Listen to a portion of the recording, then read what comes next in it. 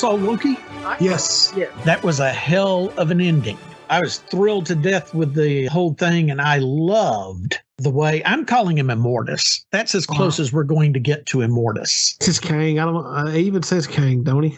No, he never says Kang. Oh. I think that's as close to Immortus as we're going to get. He was dressed somewhat like Immortus, but the statue was a Kang statue. Yeah, but if they're going to do like, here's a billion different versions of Kang, they can do whatever they want to. Well, he says it. He sets the whole thing up when he's talking to the two LoKi, when he's talking to LoKi and Sylvia, he sets the whole things up. You kill me, you're going to get a whole wide variety of me, and some of them are not as nice. You think I'm a bad guy, wait till you see. That sounds a little bit like Immortus to me. I don't think they're actually ever going to show Immortus, and I'm fine with that because the whole Immortus. I mean, all I got to do is have him grow a goatee. Well, the whole Immortus Kang thing gets confusing in comics. No, it doesn't. Drama Tut and Young Kang, and I think they're just going to concentrate on multiple Kangs. And at the end, like you said, he's kind of dressed like Immortus, but at the end, when LoKi sees the statue that's replaced the Timekeepers, he's in full Kang gear. I think this is a real chance for Jonathan Majors to shine. He's already playing a very different character than he played in Lovecraft Country. He played a maniacal, kind of entertaining, kind of funny He Who Remains in this. When he comes back next time, I've no doubt he'll be a completely different character type for Kang.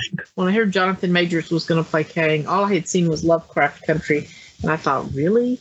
I don't see him as Kang. Seeing this episode, like you said, he played a completely different character. Yeah, he can definitely do Kang. Oh, yeah. It's clear that they've hired him because he's got a broad range of acting ability here. He's going to have to play not just Kang, but multiple Kangs. The way they've set up the Disney Plus stuff is brilliant. He's going to really get to show his acting chops in the time to come. So, okay, LoKi will be back in season 2. Yep.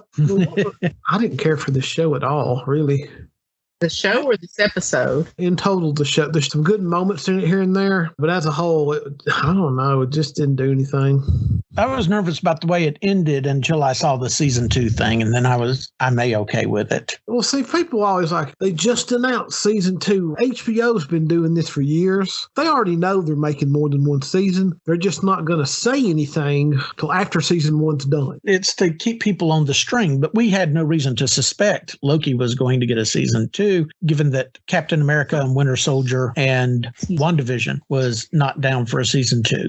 In fact, they went out of their way to say WandaVision will not have a season 2. I wasn't really sitting around thinking, oh my God, I hope LoKi gets a season 2. I was thrilled to death that it did. So I'm A-okay with the ending. The question is, do we get season 2 of LoKi before we get Ant-Man Quantumania? When is that supposed to come out? Ant-Man Quantumania is supposed to be released or is scheduled to be released February 2023. Oh, God. No, they're not going to wait over 2 years to do season 2 of LoKi. LoKi will be out next year. Yeah, it'd pretty much have to be. So I think we're safe in that. So we turn around and get that. But you notice what's up next on Disney Plus concerning the Marvel series. Yeah, What If is What If? August? Yes, it starts in August. It looks clear to me that What If is in direct response to the timelines branching off in different directions from LoKi, and What If is their opportunity to explore the different timelines. I just thought it was a What If show. Well, it is What If, but What If but you is can say about the different timelines. Yeah, you can just say each episode's just a different. They can do infinite timelines. They can just say, hey, here's a different timeline, whatever, and then be done with it. It don't have to be. Everything doesn't have to tie in so meticulously. Where you can't have something that's just there to enjoy it. Well, yeah, these things are just there to enjoy. They stand on their own, or you can walk away from them. They don't stand on their own. They do not stand on their own. I was about to say, it wasn't. I don't think the LoKi thing stood on its own with that. Well, no. Finale. That was one thing about it was I did not expect them to leave it hanging like that because I didn't expect them to have a season 2. Well, they didn't even introduce the actual antagonist till the last episode. It's just them running around doing nothing for most of the series. They haven't been doing nothing. Nothing that mattered. No, they've been on their quest. They've been on their quest, and they've been solving the mystery. And at the end of it, really, was he in the, he was the ultimate goal. He was the one that led them on the path there. This was the end of their goal. They either kill him or take over the TVA and run it. And so Sylvia opted to kill him. He did kind of both. Yeah, that's the extent of it. That was their goal. I think I'm more satisfied by the fact that there's a season 2, which begs the question that is Tom Hiddleston going to have a part in Quantum Mania at all? And how much of Quantum Mania going to be about Ant-Man, and how much of it is going to concern all the other characters getting set up in this? Why does it have to all be so?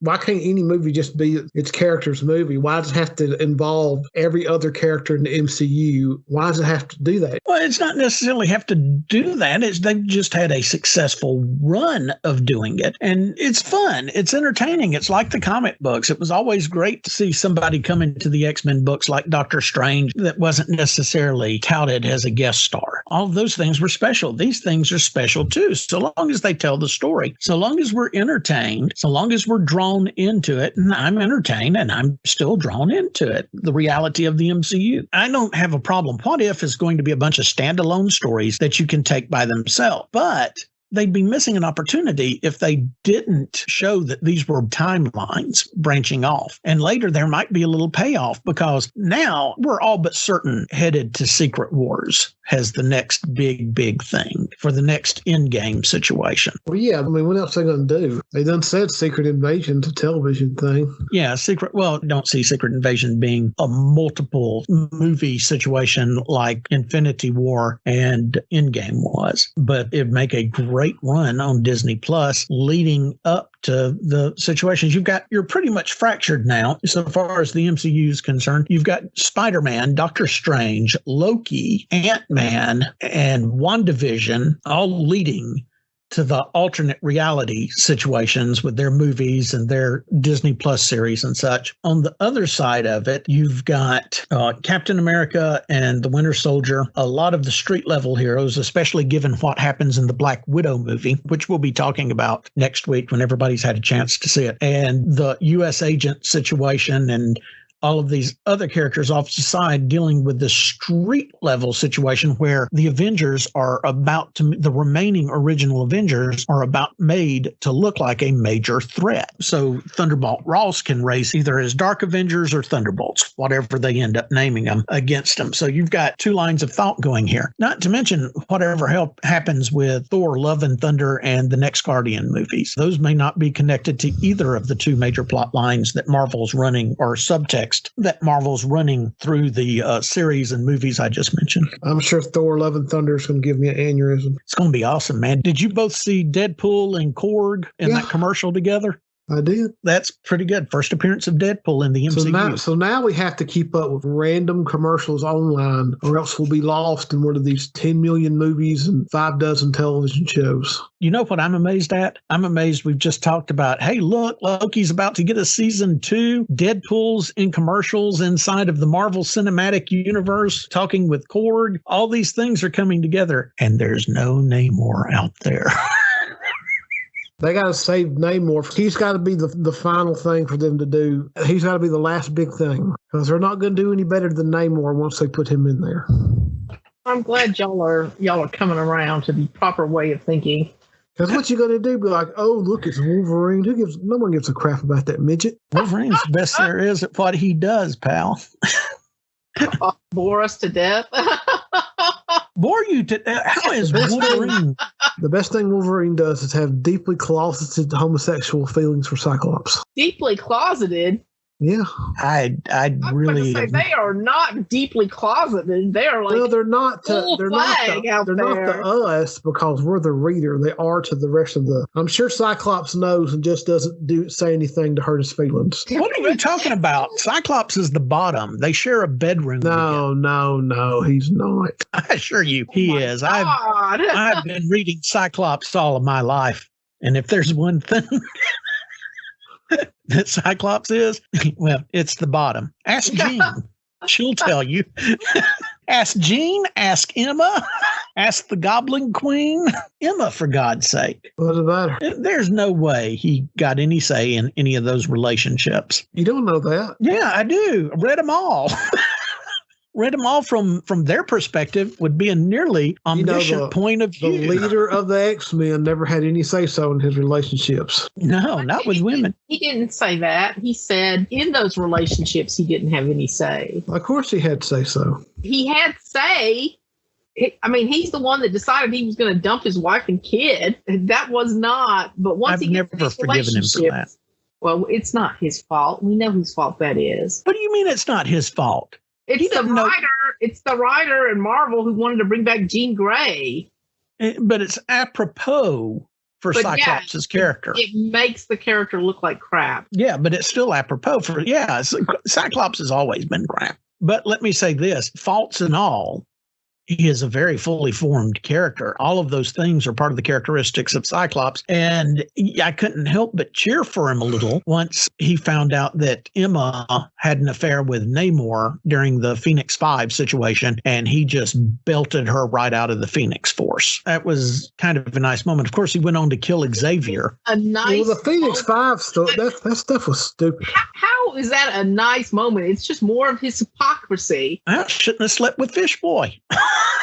He shouldn't have slept with Emma. Remember, he got caught in bed with Emma. Yeah, I agree. So I agree. The ideal that he would be outraged by Emma doing the same thing that he did to Jean, I don't understand what his issue is. Suck it up, buddy. That's what you did. Yeah, you can make an argument. What are we even talking about? I don't know. I wanted to talk about LoKi, and somehow we got on okay. Wolverine and Cyclops. Yeah. Well, all right. Share your insights on LoKi.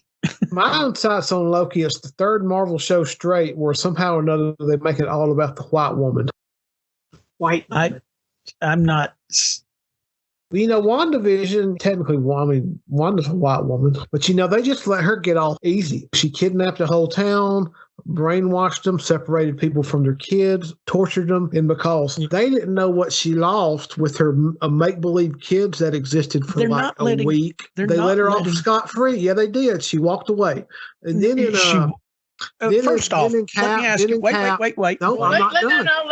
Let's finish this. I want to hear who the white woman was in. It was Sharon Carter. It was Sharon Carter in Captain America and Falcon. And Winter Soldier. I'll say Captain America, Winter Soldier. He's Captain America now. It was Sharon Carter. She was some useless character in the movies that the only thing she accomplished was not telling 100-plus-year-old man who she was, Steve. He found that at the funeral, and now all of a sudden she's some fantastic underworld, brilliant genius, super billionaire that owns all this. And somehow or another, despite the fact that Falcon and Winter Soldier knows who she is, they don't say anything when she goes back to get her old government job. Apparently that didn't occur to them. There's a massive conflict of interest. They don't know she's the power broker. They know she ain't working on their side. And then in this one, you have female LoKi, which somehow or another the show was about her, and she ended up killing Kang. First off, on Wanda.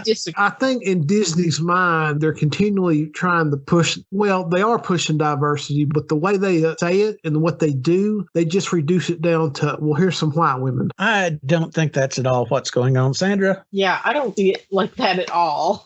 First off, I understand your concern with Wanda, but the repercussions of what Wanda did are coming back to bite her in the butt. So far, they haven't. Well, no, they haven't, because the series ended and we have to go on and do other things. There's no instant gratification to any of this. If you cannot resolve a television show with one season without being like, go watch these other 15 movies that are coming out now, then you failed as a television show. I think you're confusing Gilligan's Island for successful television. It is. Gilligan's Island was successful television.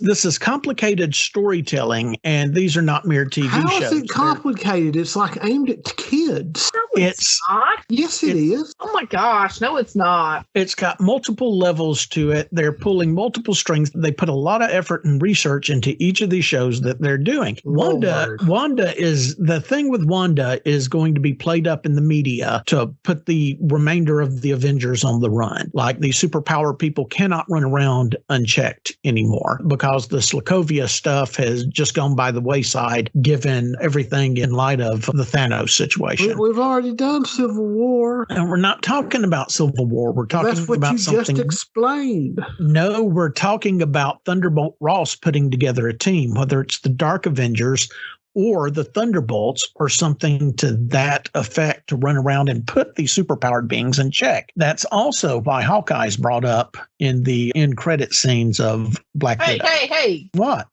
That's spoiler. Oh, spoiler alert. They know listening. We have a whole thing at the beginning of this program that says, hey, we're going to spoil. Seen this movie yet. I gave nothing away to Albert that he couldn't have already guessed. It's a Black Widow movie. It ain't like it's going to be freaking Citizen Kane or. It was. It was very. I liked it. I liked it better than I liked both of the Wonder Woman movies and Captain Marvel. I hate that we waited this late to give her a movie. I agree with that. Saying Captain Marvel in that second Wonder Woman movie ain't much. It was better than the first Wonder Woman movie. The second Wonder Woman? No, the first Wonder Woman movie was really good. I agree with what you said. This Black Widow movie was better than both Wonder Woman movies and Captain Marvel. Yeah. I'm so mad that Marvel did not give Black Widow a movie much earlier, and then we could have had a trilogy with her. That was just a great movie. It really was. I very much enjoyed it, and I'm sure Albert will too, even though it involves white women.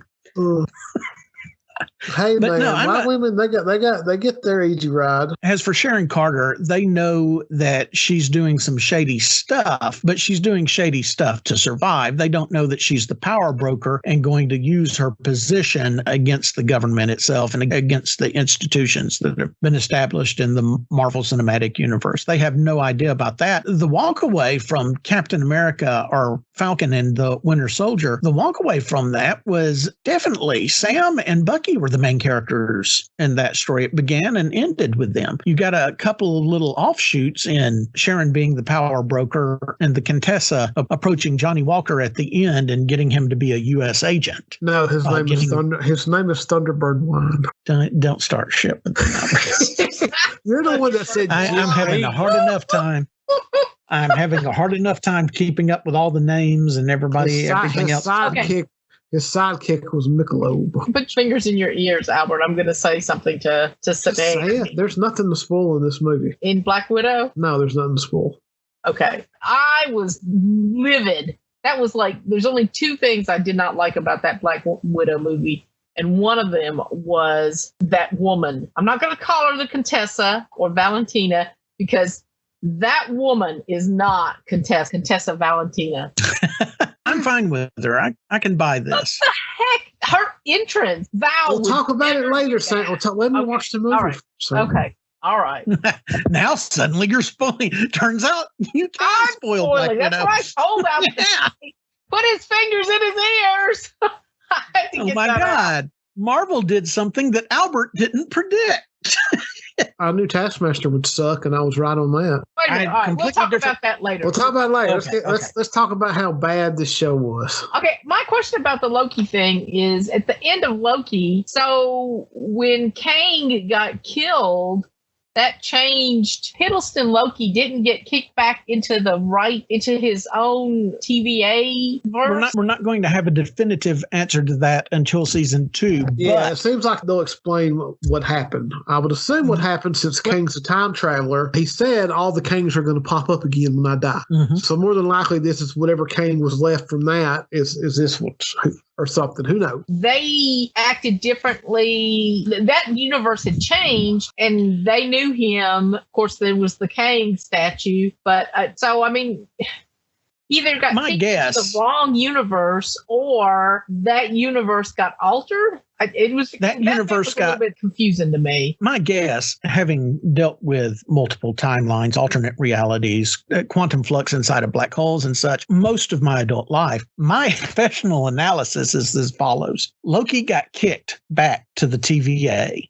the same TVA where Mobius and the other agent was watching the timelines branch. At the time LoKi got kicked back there, the Immortus, or He Who Remains version of Kang, was still alive for a minute or so more until Sylvie killed him. Sylvie killed him, And LoKi was sitting there lamenting the whole thing over Sylvie and everything else, and then decided, screw this, we're going to do something, and jumps up, runs out, and goes and finds Mobius and the agent right where they were standing before. Except before he says anything to them, you hear Mobius talking about the branching timelines and the agent responding, well, what does he want? Does he want us to trim them at this point? Or does he want them to branch out like that? Meaning that they now acknowledge that Kang has been in charge of the TVA, whereas before they didn't know that. And then LoKi interrupts, and then LoKi sees the statue of Kang, or as he knows him, He Who Remains face in the outfit of Kang the Conqueror has a statue where the Timekeepers once was. What that tells me is that all of reality got written around LoKi. He's not in an alternate timeline. From my point of view right now, he's not in an alternate timeline. All of reality got written around him. He got erased from it because he was one of the two LoKis that He Who Remains put on a special path to find him. And so when everything got wiped out, both of them got wiped out of memory as well. It's given now that since time rewrote itself to where the events didn't happen to anybody but LoKi and Sylvie, they're not familiar with any variant LoKi because the timelines have been allowed to branch out. And so the LoKis have not been as big of a problem. In short, that's the same reality you witnessed before the death of He Who Remains that got completely rewritten thanks to the death of He Who Remains. There's no one golden timeline anymore, but that is the same timeline that Mobius, the agent, and LoKi were involved in, even though they don't remember LoKi anymore. Do you remember LoKi? No, they don't. They didn't recognize LoKi. No, they didn't remember him. No, they didn't. Mobius turns toward him and says, okay, wait, slow down. Clearly you're an analyst.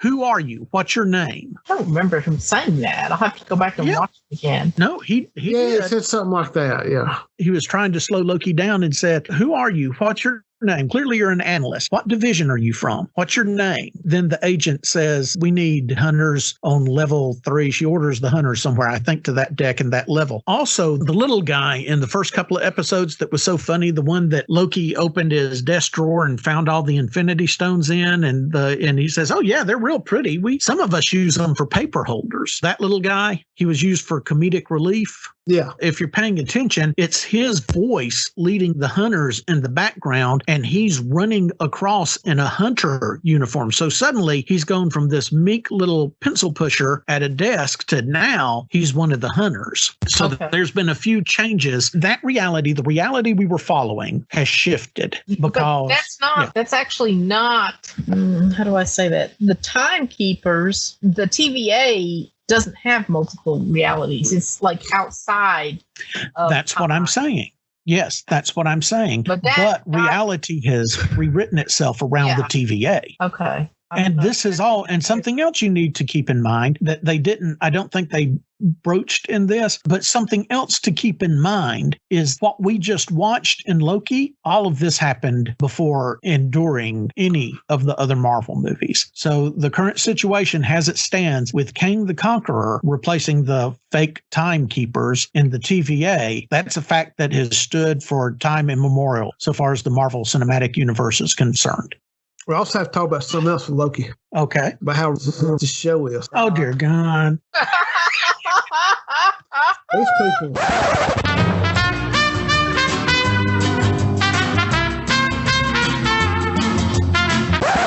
That's not even making it into the podcast. We're not even remotely. Yes, we are. Yes, we are. No. That's not. I've spent all day editing whatever the hell it was we recorded the other night.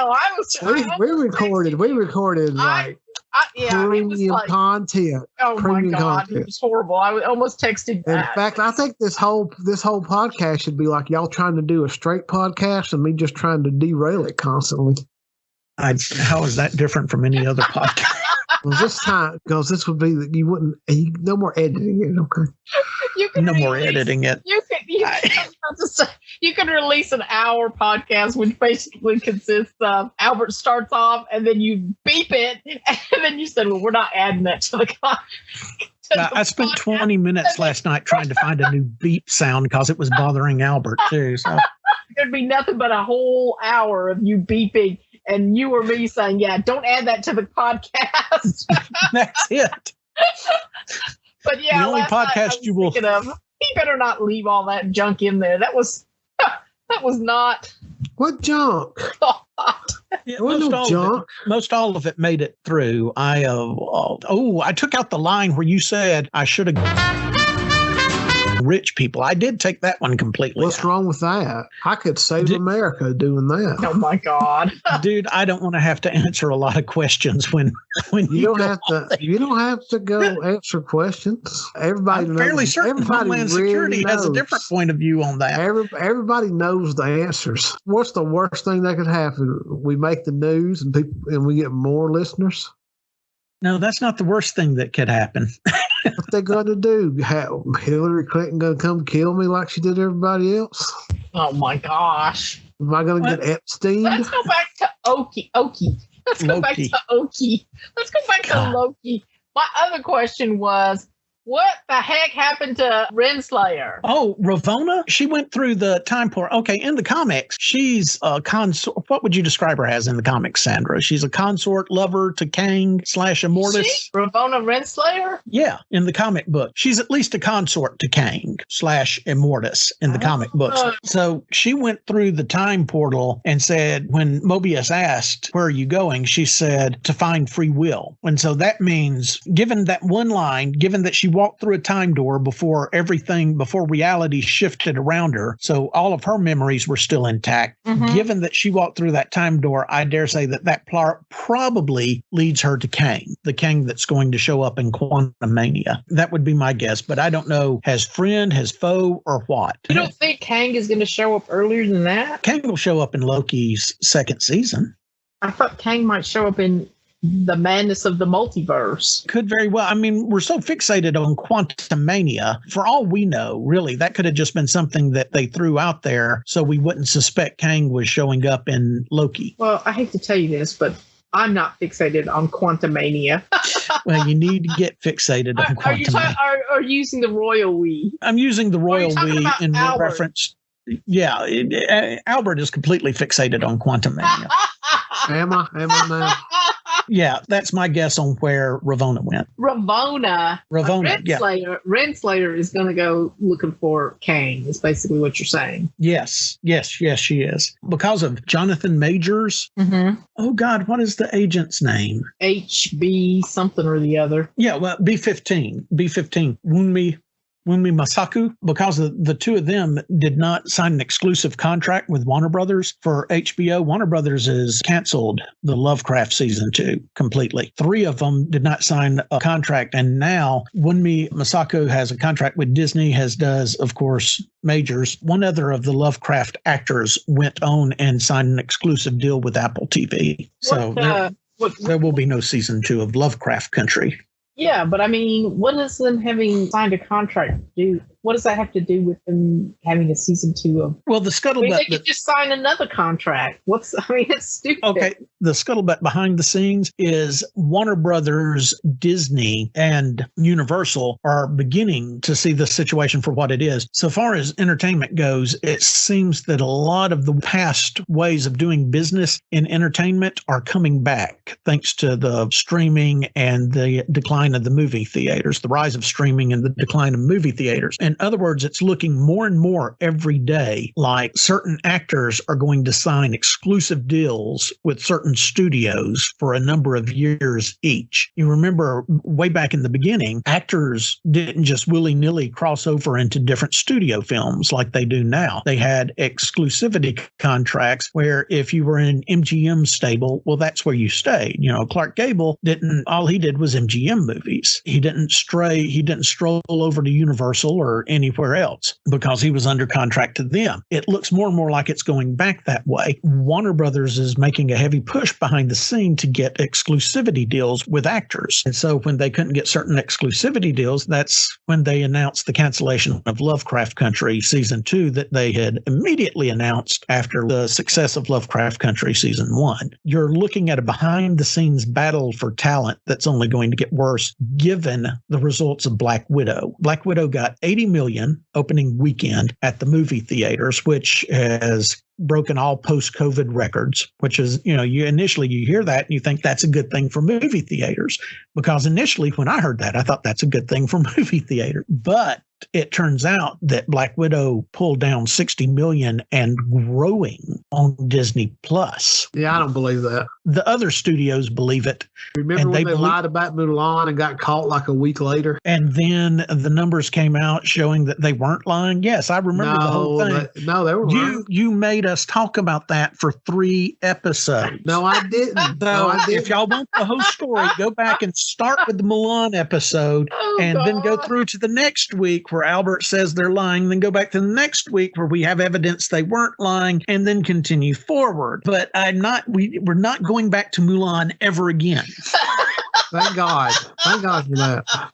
You're the one that brought it up, man. Anyway, the other studios believe it's true. This puts movie studios in a very powerful position and really pulls the rug out from under movie theaters. It's about to be a very different world. That Disney Plus did not get my money for Black Widow for the very first time. Gosh, almost a year and a half. I actually masked up and went into a movie theater. Good. I'm glad, but I'm going to tell you honestly, I was ecstatic to give them $30 for this and sit at home uninterrupted without people taking their cell phones out. And we paid $30 for 2 people. That's 2 movie tickets right there. We had the option for 3D. Dear God, are they charging $30 for? It's $30. It's $30 for full access to the movie. Oh, a month? No, not a month. No, you own the movie. Yeah. Well, you don't own it, but you have in as much as you own any of the digital content. Yeah, we pay. See, I ain't gonna complain about it because I'm watching Stan's account to get this movie, so I'm just gonna shut up. At least until after we review the movie. Anyway. Yeah. So anyway, we were happy to sit here, have our own popcorn or candy or ice cream or whatever we wanted, and we got to sit and watch the movie. We've got a nice TV. We got a great sound system. We very much enjoyed it. When Spider-Man comes out, I'm probably going to want to see the 3D version of Spider-Man on the big screen. The trick is that not all of the screens at the movie theaters are big screens anymore. Unless you're paying specific attention to what you're doing, you can end up in a room that you're thinking, my television's almost as big as a screen. Not really, but perception-wise. I'm going to want to go down to the new movie theater in Wildwood that has the chairs that react to the action on the screen and has the giant IMAX screen in 3D. For that, I'm willing to pay $30 per ticket for me and Denise to go in there and watch Spider-Man for, because that will feel like an event. That's what movie theaters are going to have to do. They're going to have to make movie-going an event again some way. Quite honestly, I'm going to be quite content to sit here and watch Black Widow on our television and Shang-Chi on our television. Doctor Strange and Spider-Man, I might go to the movies for. Well, but I'm going to see Black Widow and Shang-Chi in a movie theater because it was awesome. It was just awesome. I thought it was very awesome too. I thought Black Widow was great. I really loved it. I can't wait to see how Albert covers the fact that he loves it too after he watches it. No, I doubt it. I kind of doubt it too. I wouldn't put money on it. I don't know how much I hate white women. Well, Scarlett Johansson is Finnish. She's white. Yeah, that was the joke. And she's rich. I don't know how much I hate rich people. Oh, jeez. And she's attractive. Y'all know how much I hate attractive people. What people do you like, Albert? Nobody. I don't know. I guess ugly poor men based on. All right, before we sign, like ugly poor men. Not like that, you weirdo. are my two questions about LoKi. Thank you for kind of muddling them up, but okay. Well, what I'm seeing in my head, sometimes I have to take a roundabout way to get there, but basically reality reformed around the characters that you know, erasing some of their memories. It didn't erase erase LoKi or Sylvie's memory, and this is just presumably because we don't see Sylvie after she kills him, because they were on a special path designed by him. I'm assuming the same is true for Ravonna, that because she ported out of the TVA before any of this went down, that she's probably got her memories intact as well. The next Kang you see is not going to have a memory of that situation. It's just going to be a Kang that's pressed for power. But he may know of it. He may know of it in passing, but that doesn't make it one and the same to him. This is about to get ultra complicated with all the multiple Kangs. All right, before we move on, I do want to give a shout out real quick because I mentioned it a couple of times. I was able to watch G.I. Joe, the old G.I. Joe cartoons. They were replaying. The ones I watched were the ones where they created Serpentor. That is on Hasbro's YouTube channel. They are running it live nonstop. All the G.I. Joe cartoons they have in a 24-hour cycle. I don't know how long they're going to be doing that, but I think it's real cool that they're doing it. So Hasbro on YouTube, free of charge, is running all of the G.I. Joe cartoons. I know Sandra didn't. I thought Albert would get a better. I'm not even a G.I. Joe fan. I'm not a big G.I. Joe guy.